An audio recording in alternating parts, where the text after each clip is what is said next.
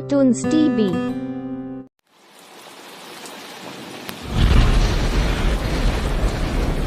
अरे राम राम राम राम, कितनी जोर की बारिश हो रही है। 2 दिनों से यह बारिश तो रुकने का नाम ही नहीं ले रही है। मुझे लगता है अब जल्दी ही मेरी छत से पानी टपकने लगेगा।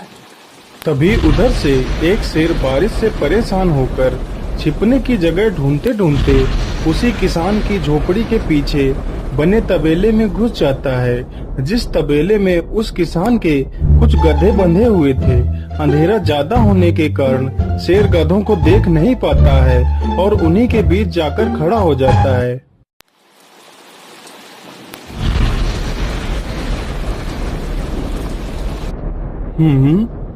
यहाँ से तो किसी मनुष्य की आवाज आ रही है।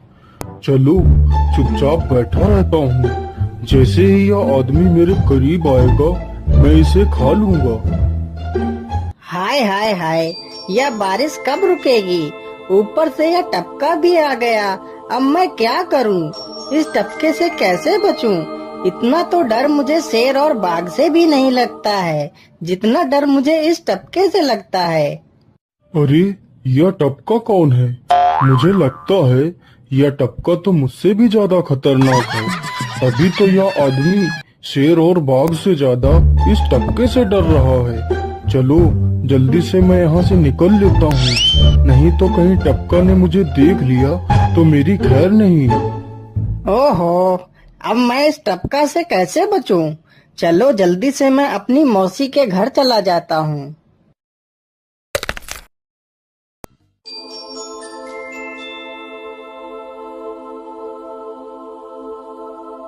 अरे चल चल गधे की औलाद, यहाँ पर छिपा हुआ बैठा है। अरे चल जल्दी। अरे ये क्या, जिसका डर था वही हुआ। यह टपका तो मुझ पर हावी हो गया।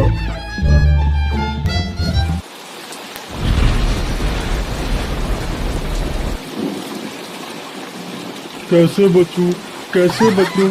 इस टपका से मैं कैसे बचूं? हे भगवान मेरी सहायता करो, मुझे इस टपका से बचाओ। मैं आज के बाद किसी प्राणी को नहीं मारूंगा, मैं मांसाहार छोड़ के शाकाहारी बन जाऊंगा। भगवान मेरी रक्षा करो। शेर को दौड़ते दौड़ते रात से सुबह हो जाती है।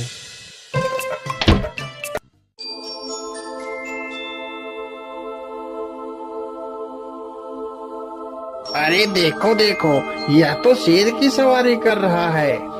अरे हाँ, सच में ये तो शेर की सवारी कर रहा है। इसे तो डर भी नहीं लगता है। अरे उधर तो देखो जरा, यह आदमी कितना बहादुर है। यह आदमी शेर की सवारी कर रहा है। जिस शेर को देखकर हमारी धोती आगे से गीली और पीछे से पीली हो जाती है, यह तो उसकी सवारी कर रहा है।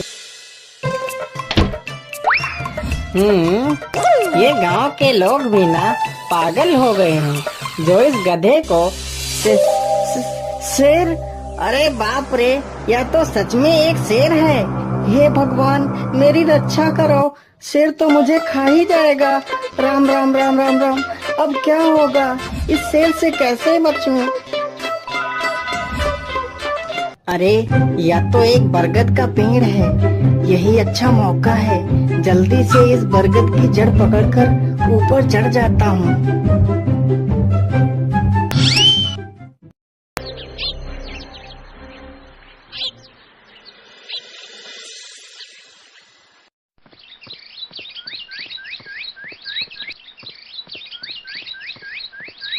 अरे शेर भैया, तुम इतनी जोर जोर से भागते हुए कहाँ जा रहे हो? आप तो बहुत डरे हुए लग रहे हो। आप तो जंगल के राजा हो, आपको किसका भय है? टपका, वो टपका मेरी जान के पीछे पड़ा है। अरे शेर भैया जरा मुझे बताओ, वो टपका है कहाँ? अरे भालू भैया, वो टपका मेरी पीठ से उतरकर उस बरगद के पेड़ पर चढ़ गया है।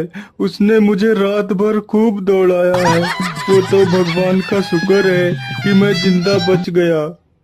चलो शेर भैया, मुझे उस टपके के पास ले चलो, जरा मैं भी तो देखूं आखिर ये टपका है कौन। अरे नहीं भालू भाई, बड़ी मुश्किल से तो मेरी जान बची है। मैं अपनी जान फिर जोखिम में नहीं डालूंगा। तुम्हें जाना है तो जाओ। अच्छा अच्छा, ठीक है शेर भाई, तुम यहीं रुको। मैं अभी बरगद के पेड़ पर देखकर आता हूँ। आखिर ये टपका है कौन? जाओ जाओ बच्चू, जब वो टपका तुम्हारे ऊपर हावी होगा तो पता चलेगा। अरे कहाँ है यह टपका जिसने राजा जी की हवा टाइट कर दी? चलो इस पेड़ पर चढ़कर देखता हूँ। अरे बाप रे बाप, शेर क्या अकेला कम था, जो ये भालू भी आ गया। मुझे लगता है कि आज मेरी मौत निश्चित है। भालू पेड़ पर उल्टा होकर चढ़ने लगता है। तभी किसान और तेज से कांपने लगता है। कांपने की वजह से किसान के हाथ से छड़ी छूट जाती है और उल्टा होकर चढ़ रहे भालू के पिछवाड़े पर जा लगती है। भालू धड़ाम से जमीन पर गिरता है।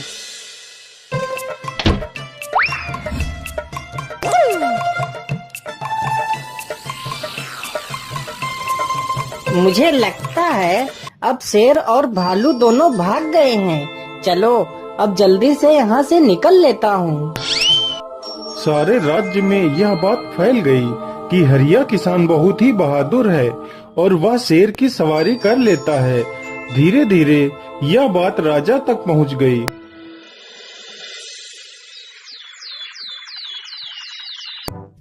महाराज, क्यों न हम पड़ोस के गांव से हरिया किसान को बुलवा लेते हैं। वह बहुत ही बहादुर है। उसके बहादुरी के चर्चे तो पूरे राज्य में हैं। मुझे पूरा विश्वास है वह इस काम को जरूर कर सकता है। वह इस दुष्ट शेर को जरूर पकड़ लेगा।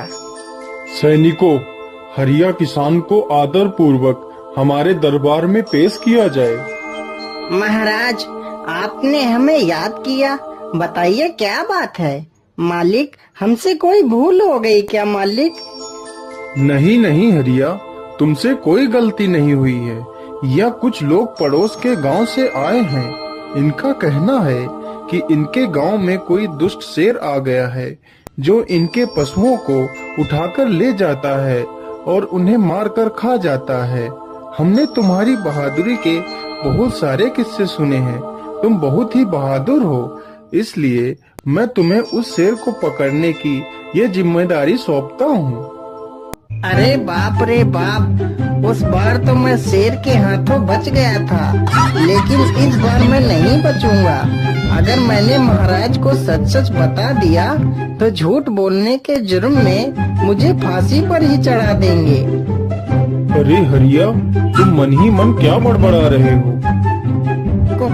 कुछ नहीं महाराज, कुछ नहीं। मैं सोच रहा था कि मैं शेर को कैसे पकड़ूं। ये लो हरिया, कुछ स्वर्ण मुद्राएं रख लो, ये तुम्हारे काम आएंगी। क्या करूं, कैसे पकड़ूं उस शेर को? ये महाराज ने भी मुझे कैसी दुविधा में डाल दिया है। क्या करूं, क्या करूं? हाँ, मिल गया। फिर हरिया बाजार से एक रस्सी और एक जाल तथा एक बकरी खरीद कर लाता है। चलो जल्दी से, मैं यहाँ पर एक गड्ढा खोद देता हूँ।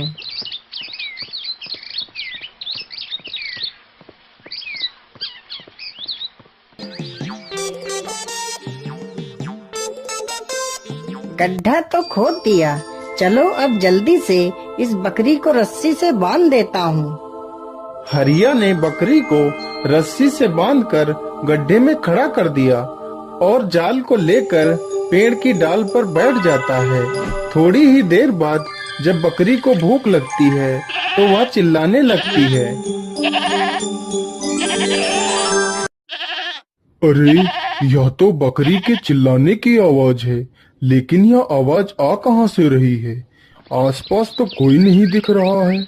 मुझे लगता है यह आवाज उस पेड़ के पास से आ रही है। चलो चलकर देखता हूँ।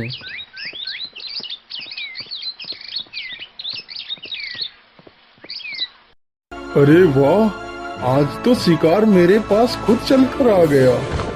शेर तुरंत ही बिना देर किए हुए गड्ढे में छलांग लगा देता है।